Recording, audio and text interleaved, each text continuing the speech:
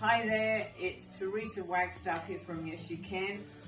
Trying to do a quick recipe today. The weather's cooler and I thought I would like a really nice lentil curry, a quick one. So what I'm going to do is I've got my roasted garlic smash, and we've got onion, garlic, turmeric, which is great for anti-inflammatory, and ginger, and I'm going to fry them in a pan.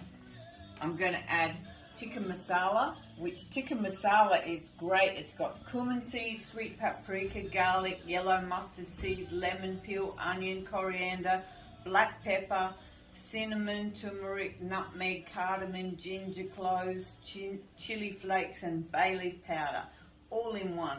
So I'm going to be sprinkling that after this is browned a little bit until this is fragrant.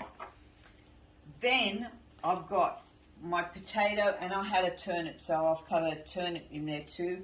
I'm going to pop this in the air fryer with this on top, which is French onion twist, which is onion, salt, pepper, paprika, thyme, mustard, and chives.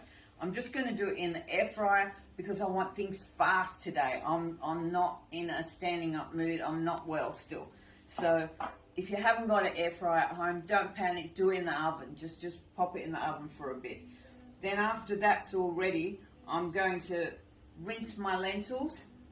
I'm going to add my tomatoes and my mushrooms, and then I love adding banana and sultanas to my curries. They make them taste sweet. It just enhances the flavors, something great.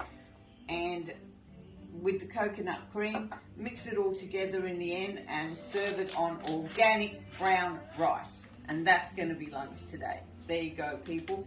I hope you're going to enjoy what's ahead. Thank you.